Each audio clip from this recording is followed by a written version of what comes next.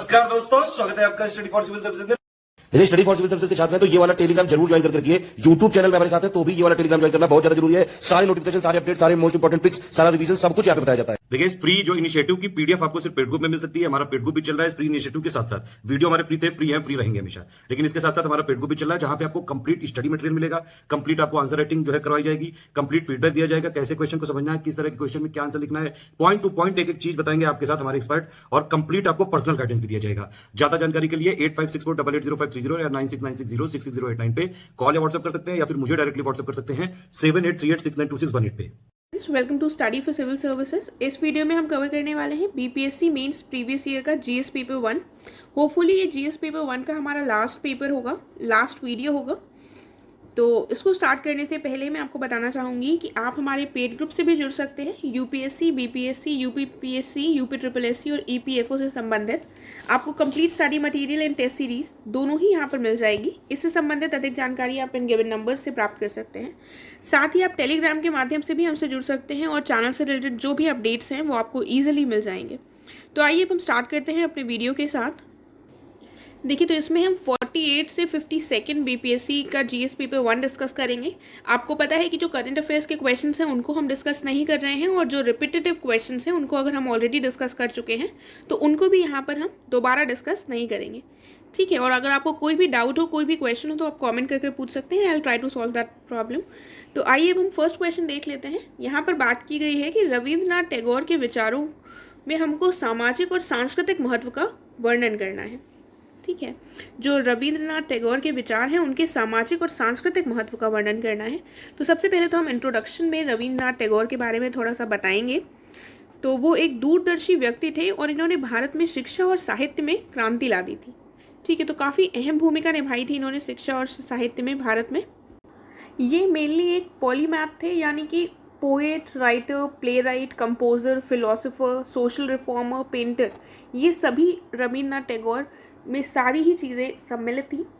और इन्होंने साहित्य को समृद्ध किया था और साथ ही स्वतंत्रता पूर्व भारत में स्वतंत्रता संग्राम में भी इन्होंने काफ़ी महत्वपूर्ण योगदान दिया है। ऐसे समय में जब भारत जो था वो स्वतंत्रता आंदोलन की सही भाषा खोजने के लिए संघर्ष कर रहा था, तो रविंद्रनाथ टैगोर के द्वारा अपने कार्यों के माध्यम से इन्होंने वैश्विक अखंडता के विचार की वकालत की थी, और इन्होंने बंगाली जो पॉपुलेशन थी उसको एकजुट करने में भी महत्वपूर्ण भूमिका निभाई थी, और उसके लिए इन्होंने एक गीत भी लिखा था।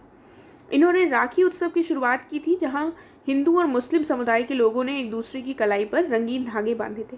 देखिए, स्वदेशी मूवमेंट के समय पर यह हुआ था। और इन्होंने सार्वभौमिक जो विचारधारा थी, इसके कारण टैगोर को विश्व कवि भी कहा जाता है। इनकी जो सार्वभौमिक विचारधारा रही है उसके कारण इनको विश्व कवि भी कहा जाता है। और साथ ही हमको पता है कुछ और पॉइंट्स, इनको नोबेल प्राइज़ भी मिला था लिटरेचर में। ये पहले भारतीय हैं जिनको नोबेल प्राइज़ मिला है, और इनको नोबेल प्राइज़ मिला था 1913 में, राइट। तो इनके जो कार्य हैं वो काफ़ी ज़्यादा महत्वपूर्ण रहे हैं। इन्होंने बंगाली लिटरेचर को एक नई दिशा दी थी। और तो इनसे रिलेटेड हमको कुछ और पॉइंट्स यहाँ पर अगर हम ऐड कर देंगे तो जिस हिसाब से हमारी वर्ड लिमिट होगी उसको यहाँ पर हमको फुलफ़िल करना है बेसिकली। और इन पॉइंट्स को लेकर जो भी इम्पोर्टेंट अचीवमेंट्स रहे हैं, उनके जो भी सोशल और कल्चरल सिग्निफिकेंस रहा है, उनके जो वर्क्स हैं उनको भी यहाँ पर हम थोड़ा मेंशन कर सकते हैं। ठीक है, उनको नोबेल प्राइज़ मिला है, और उन्होंने किस तरह से जो हमारा इंडिपेंडेंस मूवमेंट है, नेशनल मूवमेंट रहा है, उसमें उन्होंने योगदान दिया। उन्होंने स्वदेशी मूवमेंट में क्या रोल अदा किया, ये सारे पॉइंट्स अगर हम यहाँ पर लिखेंगे तो इससे हम अपने आंसर को और एनहांस कर सकते हैं इसके साथ। ठीक है, शांति निकेतन की इन्होंने स्थापना की, और इन्होंने अमार सोनार बांग्ला दिया गीत इन्होंने गाया था, इसको लिखा भी था इन्होंने। और ये आगे चलकर बांग्लादेश की इंडिपेंडेंस के बाद वहाँ का नेशनल सॉन्ग बन गया, सॉरी नेशनल एंथम बन गया, नेशनल सॉन्ग नहीं। तो ये सारे पॉइंट्स हम यहाँ पर लिख सकते हैं। तो स्वदेशी मूवमेंट में जो इन्होंने कार्य किए, जो इन्होंने गीत लिखा, ये सारी चीज़ें यहाँ पर हम डिस्कस करेंगे। दूसरा क्वेश्चन है, हमें 1942 के भारत छोड़ो आंदोलन में बिहार के योगदान का वर्णन करना है। ठीक है, देखिए, तो ये जो क्विट इंडिया मूवमेंट है ये 1942 में महात्मा गांधी जी के द्वारा शुरू किया गया था, और ये थर्ड मास मूवमेंट था उनके द्वारा जो लीड किया गया था। 5 अगस्त 2 को बॉम्बे में कांग्रेस वर्किंग कमेटी की एक मीटिंग हुई थी जिसमें इसको पास किया गया था, क्विट इंडिया रेजोल्यूशन, और गांधी जी ने डू और डाई का नारा भी दिया था, जो बहुत ही ज़्यादा फेमस स्लोगन है इनका। और बिहार की यहाँ पर बात की गई है तो बिहार में काफ़ी महत्वपूर्ण भूमिका निभाई इस आंदोलन में, और बिहार के जो महत्वपूर्ण नेता थे डॉक्टर राजेंद्र प्रसाद, उनका भी अहम रोल रहा है। तो यही सारे पॉइंट्स हमको यहाँ पर डिस्कस करने हैं। देख लेते हैं क्या लिखा हुआ है। तो लिखा हुआ है कि जो ये आंदोलन था ये ब्रिटिश शासन के खिलाफ महात्मा गांधी के नेतृत्व में तीसरा जन आंदोलन था, और ये देश भर में लोगों ने इसमें भाग लिया था, और बिहार भी इसमें महत्वपूर्ण रूप से भागीदार रहा है। बिहार के जो डॉक्टर राजेंद्र प्रसाद थे वे इसमें एक प्रमुख नेता के रूप में उभरे थे, उन्होंने महत्वपूर्ण भूमिका निभाई थी। आंदोलन के दौरान गिरफ्तार किए गए जो बिहार के अन्य नेता थे उनमें कौन कौन शामिल है? श्री कृष्ण सिंह, अनुग्रह नारायण, फूलन प्रसाद वर्मा। तो ये इंपॉर्टेंट लीडर्स हैं जिनके नाम आपको मेंशन करने चाहिए। फिर है कि पटना के छात्रों ने आंदोलन के दौरान अनुकरणीय साहस दिखाया था। तो बिहार से के रिलेशन में हमसे बेसिकली पूछा गया है, तो हम यहाँ का भी बताएंगे कि बिहार में क्या क्या हुआ था इस समय पर। तो जो पटना के छात्र थे उन्होंने काफ़ी उत्साह दिखाया था, इसमें काफ़ी अच्छे से इसमें पार्टिसिपेट किया था, और उनका साहस का ही परिणाम था कि 11 अगस्त 1942 को पटना सचिवालय में राष्ट्रीय ध्वज जो था वो फहराया गया था। ठीक है, लेकिन हम देखते हैं कि ब्रिटिशर्स ने उनको काफ़ी ज़्यादा, जो ये छात्र थे उनके द्वारा जो आंदोलन किया गया था उसको दबा दिया था, और ब्रिटिश आदेशों के परिणाम स्वरूप ही जो 7 छात्र थे वो शहीद हो गए थे। सहरसा और सुपौल में पंचायती राज के भी यहाँ पर प्रयोग किए गए थे। तो सहरसा और जो सुपौल नामक जो जगह है वहाँ पर इस समय पर पंचायती राज के एक्सपेरिमेंट्स भी किए गए थे, जैसे कि हम देखते हैं पैरेलल गवर्नमेंट्स भी इस समय पर अपनाई गई थी 17 जैसी जगहों में। तो इस तरह से बिहार में ऐसे हमें उदाहरण देखने को मिलते हैं। नेपाल में जयप्रकाश नारायण, सूरज नारायण सिंह, राम मनोहर लोहिया जैसे जो बिहारी नायक थे, इन्होंने देश की सेवा करने के लिए आज़ाद दास्ता की भी स्थापना की थी, इसका आयोजन किया था। ठीक है, तो ये जो आज़ाद दास्ता है इसको फ्रीडम ब्रिगेड भी कहा जाता है। ये बेसिकली नेपाल में आयोजित की गई थी, और इसके माध्यम से जो ब्रिटिश मशीनरी थी उसको पैरालाइज करने का प्रयास किया गया था। ठीक है, तो इस प्रकार हम देखते हैं कि जो बिहारी लोग हैं उन्होंने बहुत ही महत्वपूर्ण और अहम भूमिका निभाई, उनकी जो भागीदारी थी वो असाधारण थी, और उन्होंने आंदोलन में महत्वपूर्ण भूमिका निभाई। तो इस तरह से हम इसको कंक्लूड कर देंगे। आगे देख लेते हैं नेक्स्ट। देखिए, इस क्वेश्चन में बात की गई है कि पर्यावरण प्रदूषण जो है इसके क्या कारण हैं, और पर्यावरण संरक्षण के लिए जो अंतर्राष्ट्रीय प्रयास किए गए हैं उस पर भी हमको चर्चा करनी है। तो पहले हम देख लेते हैं कि पर्यावरण प्रदूषण होता क्या है। देखिए, ऐसे तो हम सबको पता है, लेकिन अगर हमसे डिफाइन करने के लिए पूछा जाए तो हम उसको शायद डिफाइन ना कर पाए। तो बेसिकली ये वायु, जल और मिट्टी के किसी भी घटक की जो भौतिक, रासायनिक और जैविक विशेषताएं हैं उनमें कोई अनडिज़ायरेबल चेंज होता है। ठीक है, यानी कि एयर, वाटर और सॉइल के फिजिकल, केमिकल और बायोलॉजिकल कैरेक्टरिस्टिक में जो चेंज होता है अनडिज़ायरेबल, उसको हम कहते हैं एनवायरमेंटल पोल्यूशन। इसके बहुत सारे रीजंस हैं, तो अगर आपको पॉइंट वाइज लिखने होंगे तो थोड़ा कोशिश कीजिएगा लिखने की, क्योंकि ये ऐसे क्वेश्चंस होते हैं जो हमें लगता है ये बहुत इजी हैं, जो हमें आते हैं, लेकिन जब हम लिखने का प्रयास करते हैं तो शायद उसको हम प्रॉपरली फ्रेम ना कर पाएँ। तो पहला पॉइंट हो जाएगा जीवाश्म ईंधन के जलने से औद्योगिक उत्सर्जन यानी कि industrial emission, indoor air pollution, transportation, open burning of garbage waste, agricultural activities, ये सारे ही रीजंस हैं हमारे एनवायरमेंटल पोल्यूशन के। ऐसे क्वेश्चंस जब आते हैं तो हम एक जेनरिक आंसर ना लिखकर थोड़ा डेटा का भी यूज़ कर सकते हैं। जैसे कोई भी डेटा हो, रिसेंटली आपने पढ़ा हो, उसको अगर हम ऐसे आंसर्स में ऐड करेंगे तो हमारे दूसरों से आंसर्स बेटर हो सकते हैं। ठीक है, जैसे कि एक रिपोर्ट के हिसाब से कहा गया है, एक रिपोर्ट में कहा गया है कि 2018 में जो कार्बन डाइऑक्साइड का एमिशन हुआ है फॉसिल फ्यूल कंबस्शन से, तो वो लगभग इक्वल है 75% उसके जो यूएस के मानव के द्वारा ग्रीन हाउस गैस एमिशंस की गए हैं उसके बराबर है वो CO2 का फॉसिल फ्यूल्स से जो एमिशन हुआ है। ठीक है, तो इस तरह का अगर हमें डेटा, ज़रूरी नहीं है आप इसी को नोट करें, ये शायद पुराना भी हो गया हो, तो जो भी आपके पास रीसेंट डेटा अवेलेबल हो आप उसको यहाँ पर लिख सकते हैं। उसके बाद हम देख लेते हैं अंतर्राष्ट्रीय प्रयास कौन कौन से किए गए हैं। यूनेप की स्थापना की गई थी। तो यूनेप यानी कि यूनाइटेड नेशंस एनवायरनमेंट प्रोग्राम, ये 1972 में इस्टेब्लिश किया गया था। फिर हम देखते हैं मॉन्ट्रियल जो प्रोटोकॉल है, ये काफ़ी बार पूछा भी जा चुका है। ये 1987 में साइन किया गया था और 1989 में ये फोर्स में आया था। ये बेसिकली था रेगुलेट करने के लिए ओजोन डिप्लीटिंग सब्सटेंसेस को, ठीक है। उसके बाद हम देखते हैं तो ये जो क्योटो प्रोटोकॉल है ये ग्रीन हाउस गैस एमिशन से को डिक्रीज़ करने से रिलेटेड है। इसको साइन किया गया था 11 दिसंबर 1997 को और ये लाया गया था फोर्स में 16 फरवरी 2005 को, ठीक है। इसका एक इम्पॉर्टेंट पॉइंट ये है कि इसमें USA और कनाडा जैसी कंट्रीज़ इसके पार्टिसिपेंट नहीं हैं, ठीक है। और उसके बाद आता है पेरिस क्लाइमेट चेंज जो 2016 में किया गया था, जिससे ट्रम्प एडमिनिस्ट्रेशन के टाइम पर US ने बाहर निकलने की बात की थी, लेकिन इसको फिर से रिजॉइन करने की बात की गई है बाइडेन एडमिनिस्ट्रेशन के द्वारा।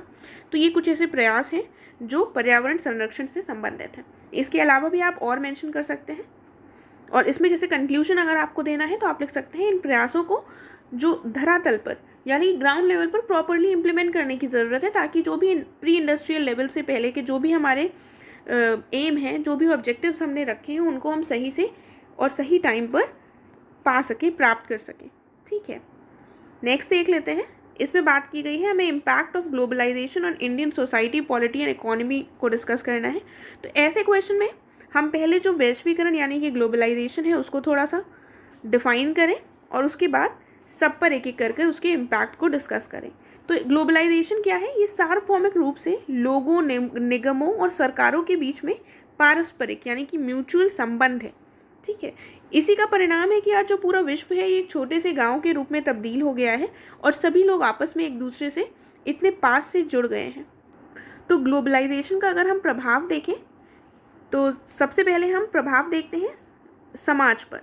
तो समाज पर अगर हम प्रभाव देखेंगे तो शिक्षा पर प्रभाव, वेस्टर्नाइज जो एजुकेशन है आज हमारे यहाँ उस पर काफ़ी ज़्यादा प्रभाव देखने को मिलता है। शहरों का जो विकास हो रहा है उसमें भी जो सिटीज़ डेवलप हो रही हैं वो भी ग्लोबलाइजेशन से काफ़ी ज़्यादा प्रभावित है। जो विवाह मैरिजेस हैं उसमें भी अगर हम देखें तो लव मैरिजेस का प्रभाव ज़्यादा बढ़ा है, लव मैरिजेस का प्रचलन ज़्यादा बढ़ा है, ये भी ग्लोबलाइजेशन का ही इम्पैक्ट है। न्यूक्लियर फैमिलीज़ यानी कि एकल परिवार भी ग्लोबलाइजेशन के परिणाम स्वरूप ही हैं। जो जॉइंट फैमिलीज़ थी वो अब न्यूक्लियर फैमिलीज़ में कन्वर्ट होती जा रही हैं। हमारे क्लोथिंग में इसका इम्पैक्ट देखने को मिलता है। फिर हम देखते हैं राजनीति पर प्रभाव। देखिए, राजनीतिक भूमिकाओं और प्रणाली के बारे में जो नागरिकों की जानकारी है और जो ज्ञान है उस पर प्रभाव पड़ा है। आज ग्लोबलाइजेशन का ही इम्पैक्ट है कि जो लोग हैं वो काफ़ी ज़्यादा ग्लोबल लीडर्स को देखते हैं, फिर उनसे कंपैरिजन करते हैं हमारे यहाँ के लीडर्स का। तो ये सारी चीज़ें पॉलिटिक्स को भी काफ़ी ज़्यादा इम्पैक्ट करती हैं और बाहर से हमको जस्टिस, इक्वालिटी यानी कि न्याय, समानता, स्वतंत्रता, लोकतंत्र, प्रतिस्पर्धा, तो इन सारी चीज़ों के बारे में भी हमको पता चलता है, जिसकी वजह से हम और ज़्यादा अपने अधिकारों के प्रति और सजग हो जाते हैं जब हम दूसरे देशों से चीज़ों को देखते हैं। तो वैसा ही हम यहाँ पर भी करने का प्रयास करते हैं। तो ये हमारी पॉलिटी पर प्रभाव हो गया। फिर हम देखते हैं अर्थव्यवस्था पर प्रभाव। तो अर्थव्यवस्था पर भी काफ़ी ज़्यादा प्रभाव देखने को मिलता है। उत्पादकों के बीच में बड़ी प्रतिस्पर्धा, जो कंपटीशन है वो काफ़ी ज़्यादा बढ़ गया है प्रोड्यूसर्स के बीच में, और जो कंज्यूमर्स हैं, जो कस्टमर्स हैं, उनके सामने बहुत वैरायटी ऑफ ऑप्शंस आ गए हैं। जो FDI है, foreign investment, foreign direct investment और फॉरेन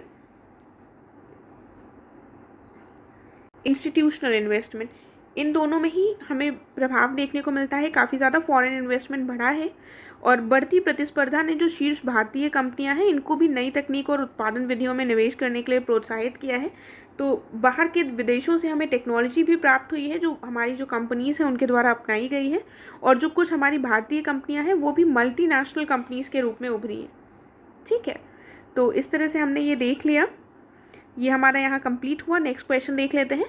भारत के परमाणु सिद्धांत पर हमको निबंध लिखना है कि जो इंडिया का न्यूक्लियर डॉक्ट्रिन रहा है, तो जो भारत का न्यूक्लियर डॉक्ट्रिन रहा है इसका क्या सिद्धांत रहा है, किस सिद्धांत पर आधारित रहा है।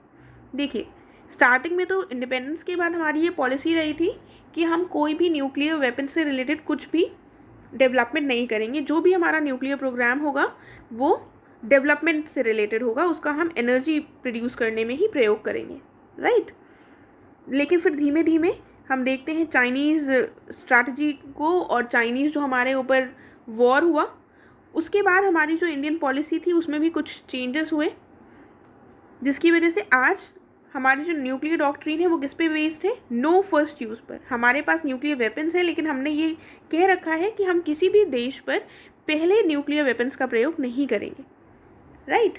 तो हमारी जो है उसको हम देख लेते हैं चीज़ों को। पहला पॉइंट लिखा हुआ है कि एक विश्वसनीय न्यूनतम निवारक निर्माण और रखरखाव पर यह आधारित है, ठीक है। और नो फर्स्ट यूज़ मैंने आपको बता दिया, परमाणु हथियारों का उपयोग केवल भारतीय क्षेत्र या कहीं भी भारतीय बलों पर परमाणु हमले के प्रतिशोध में ही किया जाएगा, एज अ रिजल्ट उनके अगेंस्ट किया जाएगा। हम कभी भी पहले आक्रमण नहीं करेंगे। परमाणु प्रतिशोध बड़े पैमाने पर होगा, ये हमने कह दिया है कि हम पहले नहीं करेंगे, लेकिन यदि हम पर हमला होता है तो हम उसका बड़े पैमाने पर और अत्यंत जो क्षति पहुंचाने वाला हमला होगा वो हम कर सकते हैं। और परमाणु प्रतिशोधी हमलों को केवल परमाणु कमान प्राधिकारी जो प्राधिकरण है इनके माध्यम से नागरिक राजनीतिक नेतृत्व द्वारा अधिकृत किया जा सकता है। यानी कि जो इसकी जो अथॉरिटी है ये सिविलियन पॉलिटिकल लीडरशिप के पास ही होगी, ठीक है। मतलब जो हमारी गवर्नमेंट है उसके पास ये अथॉरिटी होगी कि वो न्यूक्लियर वेपन के यूज़ करने का हमें परमिशन प्रोवाइड करे। मिलिट्री इसका प्रयोग ऐसे नहीं कर सकती। जो गैर परमाणु हथियार राज्यों के खिलाफ कभी भी हम परमाणु हथियार का प्रयोग नहीं करेंगे, लेकिन अगर हम पर कोई भी जैविक या रासायनिक हथियारों से भी हमला होता है तो इस दशा में जो भारतीय सेना है वो परमाणु हथियारों से उसका हमला कर सकती है, उसका जवाब दे सकती है। परमाणु और मिसाइल संबंधित जो सामग्री है और प्रौद्योगिकी जो है इसके निर्यात पर सख्त नियंत्रण को बनाए रखने का ये भारत समर्थक रहा है। भारत चाहता है कि इसका जो भी एक्सपोर्ट होता है इन सब चीज़ों पर सख्त नियंत्रण बना रहे और गैर भेदभावपूर्ण जो परमाणु निरस्त्रीकरण का प्रोग्राम है उसका भारत क्या करता है? समर्थन। भारत के हिसाब से जो भी न्यूक्लियर वेपन के डिसआर्मामेंट से संबंधित जो भी प्रोग्राम्स लाए गए हैं वो गैर भेदभावपूर्ण होने चाहिए। लेकिन अगर हम देखें वास्तविकता में तो ये गैर भेदभावपूर्ण नहीं है। जो भी पावरफुल नेशंस रहे हैं यूएस वगैरह, ये अपने पक्ष में इसको निर्मित कर रखे हैं, राइट। तो ये हमारा पूरा हो गया भारत की परमाणु सिद्धांत, राइट। फिर हम देखते हैं नेक्स्ट।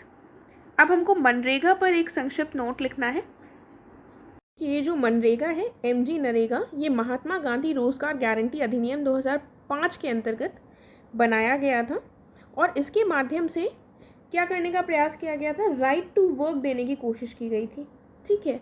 और इसके अंतर्गत जो व्यक्ति कार्य करना चाहता है उसको कम से कम 100 दिन का रोज़गार देने की बात की गई है और ये काफ़ी बड़ी और महत्वाकांक्षी स्कीम रही है। ये दुनिया की सबसे बड़ी काम की गारंटी देने वाली स्कीम है, ठीक है। और इसमें प्रत्येक घर में प्रत्येक जो वयस्क व्यक्ति है उसको स्वैच्छिक काम करने के लिए कम से कम 100 दिन का रोज़गार दिया जाना है।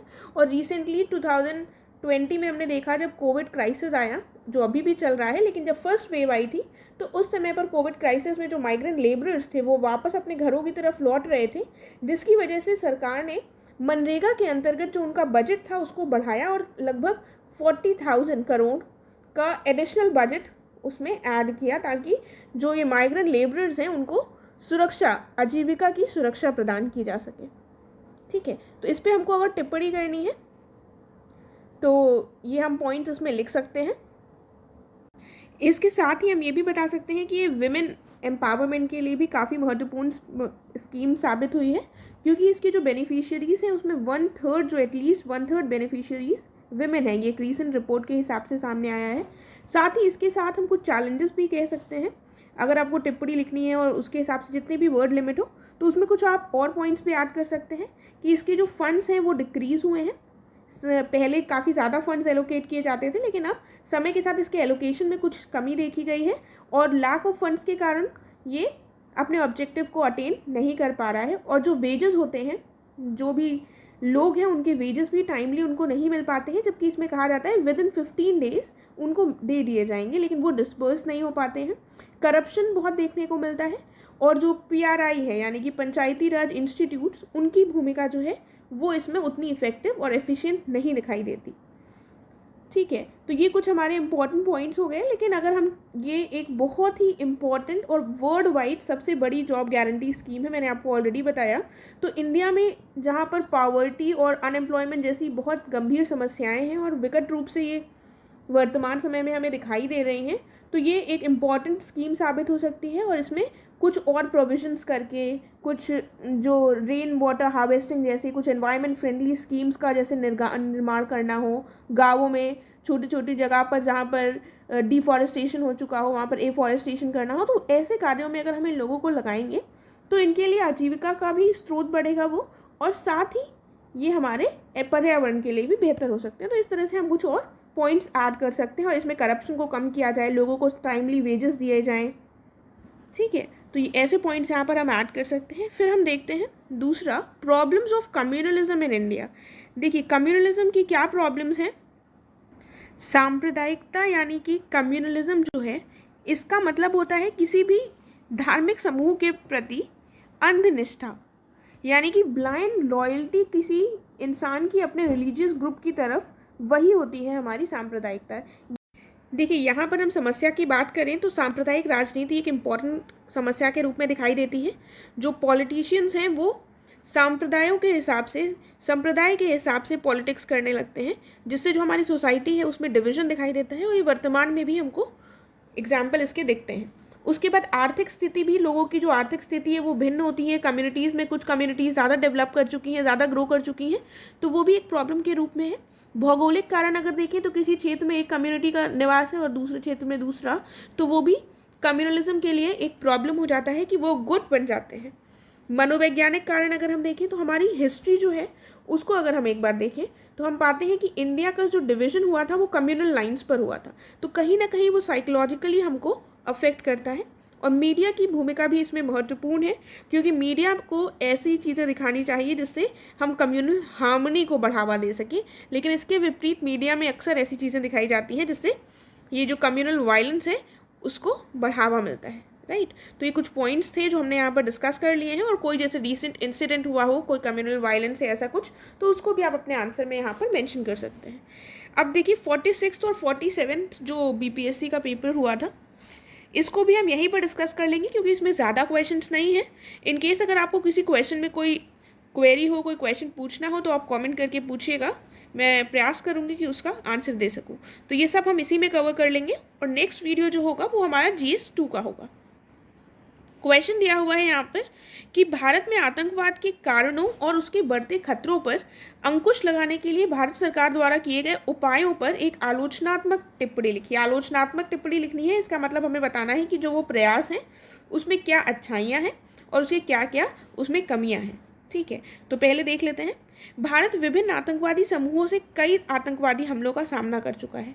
आपको पता है भारत में कई सारे हमले हो चुके हैं, आतंकवादी हमले होते भी रहते हैं। तो इसके कारण क्या है पहले तो ये देख लेते हैं, थोड़ा सा उस पर हमें लाइट डालनी होगी। तो राजनीतिक कारण, सबसे पहले तो असम और त्रिपुरा में जो बड़े पैमाने पर अवैध माइग्रेशन होता है, इसको नियंत्रित करने में सरकार की विफलता एक प्रमुख कारण रही है आतंकवादी गतिविधियों की। और आर्थिक कारण, इकोनॉमिक कॉजेज रहे हैं कि जो लोग गरीबी से लिप्त हैं, गरीबी में हैं और जो अनएम्प्लॉयड हैं, वो भी इन चीज़ों में आतंकवादी गतिविधियों में लिप्त हो जाते हैं। जातीय कारण भी हमें देखने को मिलता है, एथनिक कॉजेज। ये मुख्य रूप से पूर्वोत्तर जो राज्य हैं जैसे नागालैंड, मिजोरम, मणिपुर, इन सब में जातीय अलगाव की भावना के कारण देखा जाता है। राइट, धार्मिक कारण भी है, मुख्य रूप से पंजाब में 1995 से पहले और 1989 के बाद, और उसके बाद जम्मू कश्मीर में भी ये देखा गया है। तो सबसे इम्पॉर्टेंट है, जो सबसे ज़्यादा आप देख रहे हैं, पाकिस्तान स्पॉन्सर्ड जो टेररिज्म है। ठीक है, तो ये सारे हो गए। उसके बाद उपाय की अगर बात करें तो इंडिया में नेशनल इन्वेस्टिगेशन एजेंसी का निर्माण किया गया था। ये बनाया गया था जब मुंबई अटैक्स हुए थे 2008 के। उसके बाद नेशनल इन्वेस्टिगेशन एजेंसी निर्मित की गई थी। और गैर कानूनी गतिविधियां रोकथाम संशोधन अधिनियम यानी कि unlawful activities prevention amendment act 2008 भी इसी क्रम में लाया गया था। ठीक है, देखिए यहाँ पर आलोचनात्मक टिप्पणी लिखनी है। तो आपको पता है कि इतने प्रयासों के बाद भी इंडिया में आज भी ये जो टेररिस्ट अटैक्स हैं वो होते रहे हैं। तो उसके लिए कई सारे रीजंस रिस्पॉन्सिबल हैं, जिसकी वजह से हम टेररिस्ट एक्टिविटीज़ से निजात नहीं पा रहे हैं। तो उसके लिए हमारे इंटरनल रीजंस भी हैं। इंटरनल रीजंस में क्या आ जाएगा कि पावर्टी, और जो यहाँ पर हमने कारण देखे हैं ना क्यों हो रही है ये, तो ये रीजंस हैं जिसको अगर हम जिसको सॉल्व करने का प्रयास करें, पावर्टी जैसी जो समस्याएं हैं, अनएम्प्लॉयमेंट है, प्रॉपर जो सरकार की नीतियां हैं उनको प्रॉपरली इम्प्लीमेंट किया जाए, और जो गवर्नेंस है उसको और बेहतर किया जा सके, और साथ ही सोशियो इकोनॉमिक डेवलपमेंट पर ध्यान दिया जाए। इसके साथ जो ग्लोबल सपोर्ट है, अगर इंडिया उसको भी प्राप्त करने की दिशा में आगे बढ़े, जिसको काफ़ी समय समय पर प्राप्त करने का प्रयास भी किया जाता है, और गुड टेररिज्म और बैड टेररिज्म की जो डेफिनेशन है उस पर भी इंडिया ने काफ़ी बार प्रयास किया है कि ऐसा टेररिज्म के बीच में कोई भेदभाव ना हो। तो इस तरह के जो प्रयास हैं अगर ऐसे किया जाए तो इंडिया टेररिज्म को कर्ब करने के लिए इंडियन गवर्नमेंट और बेहतर प्रयास कर सकती है। हालांकि आपको ये कंक्लूजन में लिखना है कि एक मल्टी प्रोंग्ड स्ट्रैटेजी इंडिया को अपनाने की ज़रूरत है, जो एक मतलब हर दिशा में चारों तरफ से एक होलसम स्ट्रैटेजी हो, जिससे इंडिया टेररिस्ट एक्टिविटीज़ से छुटकारा पा सके, जिसमें एडमिनिस्ट्रेटिव जो हमारी प्रणाली है, जो हमारा गवर्नेंस है, जो हमारे लोगों की समस्याएं हैं, सबको एक साथ, जिससे समस्या को सॉल्व किया जा सके। ठीक है, और आपको ये भी लिखना है हालांकि जो गवर्नमेंट है वो इस दिशा में काफ़ी अच्छे प्रयास कर रही है, लेकिन ये एक लॉन्ग टर्म वो है, इसमें एक लॉन्ग टर्म स्ट्रैटेजी की ज़रूरत है जिससे हम इससे पूर्णतः सफलता पा सकें, क्योंकि ये टेररिज्म सिर्फ इंडिया के विद इन नहीं है, बाहर से भी आता है। तो डिप्लोमेटिकली भी इंडिया को अपने इश्यूज रिजॉल्व करने की ज़रूरत है नेबरिंग कंट्रीज़ के साथ, राइट। तो इस तरह से हम यहाँ पर लिख सकते हैं। फिर हम बढ़ते हैं नेक्स्ट क्वेश्चन पर। हमको शॉर्ट नोट लिखना है RTI, यानी कि राइट टू इन्फॉर्मेशन, सूचना का अधिकार। जो ये RTI है ये भारत की संसद द्वारा लाया गया एक अधिनियम है, और ये नागरिकों को सूचना के अधिकार के नियमों और प्रक्रियाओं को निर्धारित करता है। जो नागरिक हैं उनके सूचना के अधिकार के नियमों और प्रक्रियाओं को निर्धारित करता है। इसके माध्यम से राइट टू इन्फॉर्मेशन सिटीजन्स को इंडिया के मिली है। इसका ऑब्जेक्टिव क्या रहा है कि जो नागरिक हैं वो और एम्पावर्ड हो सकें, ट्रांसपेरेंसी और अकाउंटेबिलिटी यानी पारदर्शिता और जवाबदेही को बढ़ावा दिया जा सके, भ्रष्टाचार को कम किया जा सके, लोकतांत्रिक प्रक्रिया में लोगों की भागीदारी को भी बढ़ाया जा सके। तो ये RTI एक्ट आया था 2005 में, और इसमें आप थोड़े एग्जाम्पल्स भी मेंशन कर सकते हैं। यहाँ पर सिर्फ आपको टिप्पणी लिखनी है, तो इसके जो शॉर्ट कमिंग्स हैं वो भी लिख सकते हैं कि जो कुछ शॉर्ट कमिंग सब में होती है, जैसे करप्शन हो गया, ये एक शॉर्ट कमिंग इसकी भी हो गई, और जो लोगों को इसमें टाइमली जो भी वो RTI दाखिल करते हैं उसको रिजॉल्व नहीं किया जाता है। ठीक है, देखिए हमको यहाँ पर दूसरे में डिस्कस करना है impact of media on Indian life and culture, यानी कि भारतीय जीवन और संस्कृति पर मीडिया का प्रभाव। आपको पता है मीडिया का बहुत ज़्यादा प्रभाव पड़ता है। तो अगर हमसे प्रभाव पूछा गया है तो उसको अगर हम पॉजिटिव और नेगेटिव उसके दोनों ही एस्पेक्ट्स लिखेंगे तो हमारा आंसर बेटर हो सकता है। इंस्टेड हम सारे प्रभाव एक साथ लिखते हैं। ठीक है, तो पॉजिटिव प्रभाव क्या हो जाएगा कि ये जागरूकता पैदा करता है, ये लोगों को शिक्षित करता है। जैसे जो किसान के चैनल्स आते हैं वो किसानों को जानकारी प्रदान करता है, और इससे हमारा जो आर्ट एंड कल्चर है, कला और संस्कृति, उसको भी बढ़ावा मिलता है। एंटरटेनमेंट का भी साधन है। लेकिन इसके ऋणात्मक नेगेटिव न्यूज़ क्या हो जाएंगी चीज़ें, वो हो जाएगा फेक न्यूज़। फेक न्यूज़ बहुत ज़्यादा ट्रेंड में है, और ये बहुत ही एक इसका नेगेटिव ही परिणाम देखने को मिलता है, और वेस्टर्नाइजेशन को भी इसके द्वारा ज़्यादा बढ़ावा मिलता है। ठीक है, तो ये हमारे दो नेगेटिव पॉइंट्स हो जाएंगे। तो इन्हीं जो प्रभाव है इन्हीं पॉइंट्स को हम और एक्सप्लेन कर सकते हैं, और ये हमारा आंसर इस तरह से हो जाएगा। और इसमें आप थोड़ा, जैसे यहाँ पर किसान चैनल का एग्जाम्पल दिया है, तो इस तरह से थोड़े एग्जाम्पल्स और ऐड कर सकते हैं। फिर क्वेश्चन दिया हुआ है कि बंगाल से बिहार को अलग करने और आधुनिक बिहार के उदय पर हमको प्रकाश डालना है। तो देख लेते हैं। देखिए, जो बंगाल प्रेसिडेंसी है इससे अलग राज्य के निर्माण की मांग पहली बार हुई थी 1868 में, कि बिहार जैसे राज्य का निर्माण किया जाए बंगाल प्रेसिडेंसी से अलग होकर। 1868 में ये निर्माण हुआ था, ये मांग हुई थी। और उसके बाद बिहार बंधु पत्रिका ने 5 अप्रैल 1876 के संस्करण में अपने इसकी बात कही थी, और लिखा था कि यदि बिहार लंबे समय तक बंगाल के साथ बना रहता है तो ये उसके हितों के लिए हानिकारक साबित हो सकता है। तो ये पत्रिका का नाम याद रखिएगा। उसके बाद सच्चिदानंद सिन्हा और महेश नारायण ने के प्रवेश से बिहार की जो मांग थी वो और तेज़ी से आगे बढ़ी। फिर हम देखते हैं कि 1960 से 1912 के बीच इस आंदोलन की बागडोर जो थी वो किसके हाथ में आ गई थी? ब्रह्मदेव नारायण, अली इमाम, हसन इमाम और इन सब जो प्रमुख लीडर्स थे उनके हाथों में आ गई थी। बाद में बंगाल लैंड होल्डर्स एसोसिएशन जो था वो, उसके बाद बिहार प्रांतीय संघ और बिहार मुस्लिम लीग का एक प्रतिनिधि मंडल ने 14 अगस्त को राज्यपाल को ज्ञापन सौंपा था और 12 दिसंबर 1911 को सरकार ने बिहार को बंगाल से फाइनली अलग करने की घोषणा कर दी थी और 22 मार्च को इसको अधिसूचित किया गया था। और फाइनली हम देखते हैं कि 1 अप्रैल 1912 को अलग राज्य के रूप में बिहार अस्तित्व में आया था। तो यहाँ पर हमको यही बेसिकली बताना है। तो इसके जो मेजर पॉइंट्स हैं वो हमने डिस्कस कर लिए हैं कि बंगाल से बिहार को अलग करने और आधुनिक बिहार के उदय पर प्रकाश डालना है। तो किस तरह से ये शुरू हुई मांग और किस तरह से ये फाइनली अलग हुआ था। ठीक है, अगला देखते हैं।